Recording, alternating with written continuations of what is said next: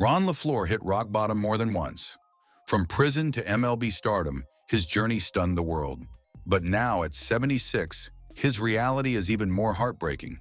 Picture this: a man who never played organized baseball becomes an all-star. Sounds impossible, right? That was Ron LeFlore's story. Born in Detroit in 1948, he grew up on the East Side where crime and drugs ruled the streets. His mother worked as a nurse's aide, trying to hold the family together. His father battled alcoholism daily. LeFlore's childhood was pure chaos. He skipped school constantly. He started using drugs as a teenager. Stealing became his specialty, as he later admitted. By 15, he was already getting arrested. He spent 19 months in reform school, but it didn't help. Instead, he got worse. He dropped out of high school and developed a heroin addiction in neighborhood shooting galleries. In December 1966, at 18, LeFlore robbed a bar to get drug money. But his biggest crime came in January 1970. At age 21, LeFlore and two friends robbed Dee's bar while recovering from a heroin high. He carried a rifle during the crime. The judge sentenced him to 5 to 15 years in prison. On April 28, 1970, he entered the state prison of Southern Michigan in Jackson. Prison was brutal at first. LeFlore spent time in solitary confinement. He fought against authority constantly. His first year was marked by resistance and anger. But then something amazing happened. He discovered baseball. LeFlore had never played organized baseball in his life. Yet on the prison team, he was incredible. He batted .509 his first season, then .469, then .569 across 3 prison seasons. His speed was unreal. Other inmates couldn't believe what they were seeing. Even his coach was a convicted felon, highlighting the unique circumstances. Word spread about this speedster behind bars.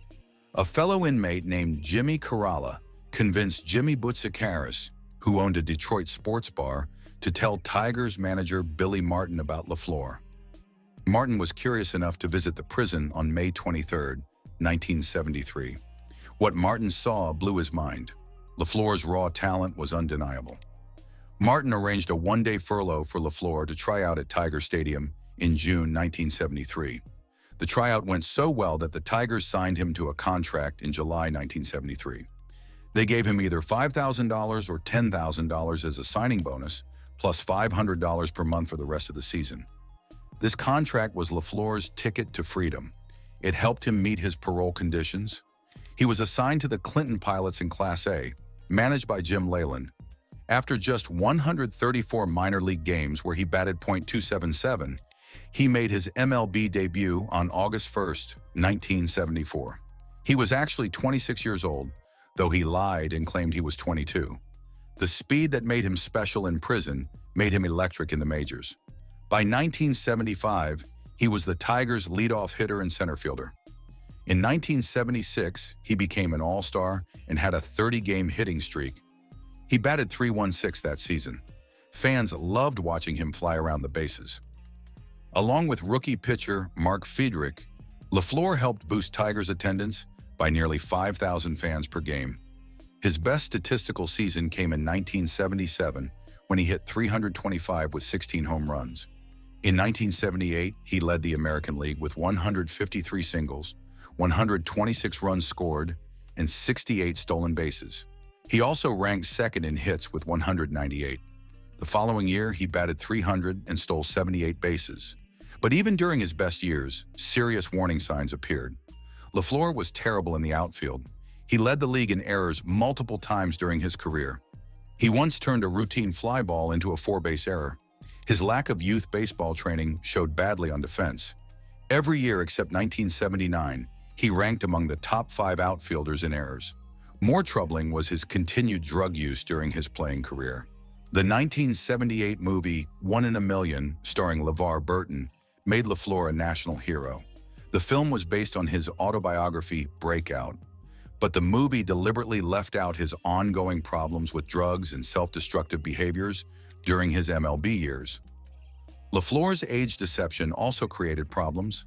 Detroit sports writers discovered his real birth date about 3 years after he signed. While Topps baseball cards started printing his correct age in 1977, Other companies like Don Russ and Fleer kept using the fake 1952 birth date until 1981. This meant LeFlore was nearly 35 when his career ended, not 30 as people believed. After the 1979 season, Detroit traded LeFlore to Montreal for Dan Schatzeder on December 7th. His peak came in 1980 when he stole 97 bases and led the National League. He became the first player ever to lead both leagues in stolen bases. This remains the Expos/Nationals franchise record. Only 3 other National League players since 1900 had stolen 95 or more bases in a season, but his attitude problems were getting much worse. Teams complained he was rebellious and caused major disruptions. The Expos' general manager John McHale said LeFlore created major problems beyond simple rule breaking. He would show up to important games less than an hour before first pitch. Reports suggested Montreal had no desire to keep him. When Chicago signed him as a free agent in 1981, things got even uglier. LeFlore publicly blasted manager Tony La Russa in the media. He called La Russa a liar for promising playing time, but giving it to rookie Rudy Law instead. Even though LeFlore was hitting 300 deep into May, La Russa benched him. LeFlore called the situation "horse" and said he never forgot the betrayal. Speaking of never missing the action, today's baseball fans have it made with Fubo. Whether you want to catch every stolen base attempt or just enjoy America's pastime from home, Fubo gives you access to all the games that matter. No more missing those clutch moments that define careers, like LeFlore's incredible speed. Check out FUBO and stay connected to the game you love.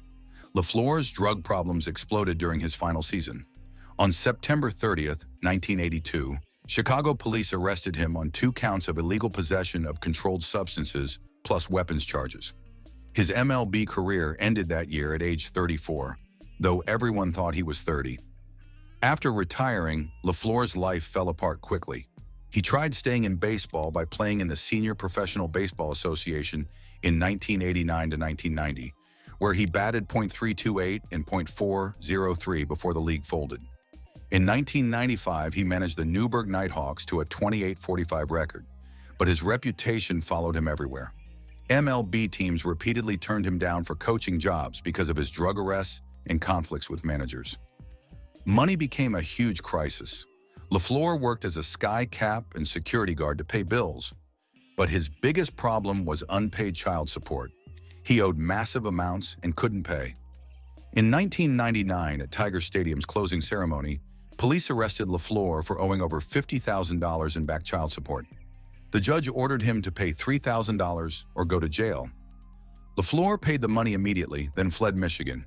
He later claimed this was due to negligence because his case had been transferred to Florida, but not updated in Detroit's system. But the problems didn't stop.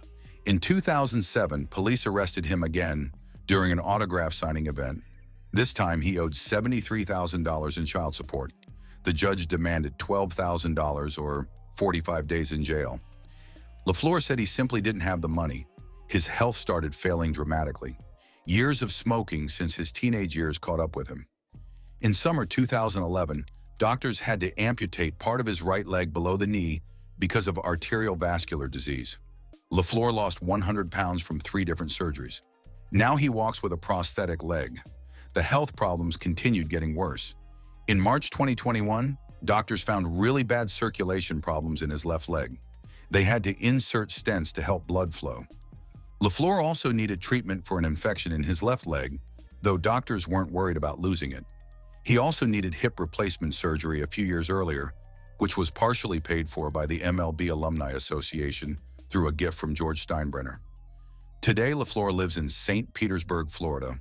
He survives on disability payments and his MLB pension. He's asked for extra money through fundraising to cover medical expenses his insurance won't pay for. The man who once made decent money in baseball now struggles to afford basic health care. The man who once stole 97 bases in a season now struggles to walk.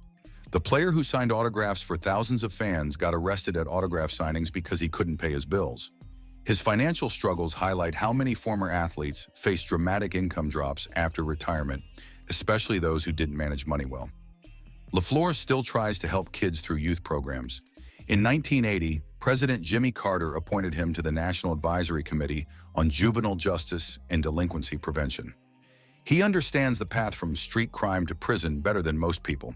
User reviews mention he still runs programs for city kids and helps others get their lives back on track. But his past continues to haunt him professionally. Every time he applies for a coaching job, teams remember his drug arrests and public conflicts with managers like LaRussa and problems with executives like McHale. They see his pattern of self-destruction and say no. His bad character reputation has slammed every door for potential opportunities. The saddest part might be how forgotten he's become. LeFlore was never a superstar, but he was special. He stole 455 bases in his career and had a 288 batting average. His career WAR was 18.1 across 9 seasons. More importantly, he represented hope for people who thought they had no chance. His story inspired millions of people worldwide. The movie about his life showed that anyone could change their path with the right opportunity, but real life was messier than Hollywood's version.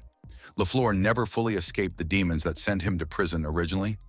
The baseball reliquary inducted him into their Shrine of the Eternals for his larger-than-life legacy and influence that transcends baseball. Yet this recognition came while he was struggling with poverty and health problems. Looking back, LeFlore's speed on the field matched the speed of his downfall off it. The same impulsiveness that made him electric as a base stealer also drove him toward drugs and bad decisions throughout his life.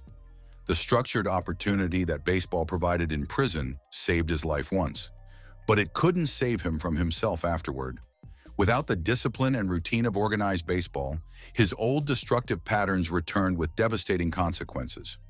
Ron LeFlore's legacy isn't just about stolen bases and all-star games. It's about unhealed wounds and missed opportunities for true rehabilitation.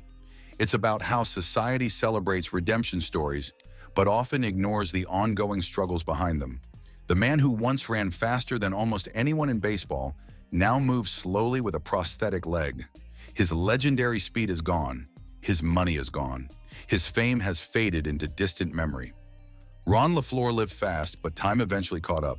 And now the man once called unstoppable sits in quiet struggle, nearly forgotten by the sport that once made him famous.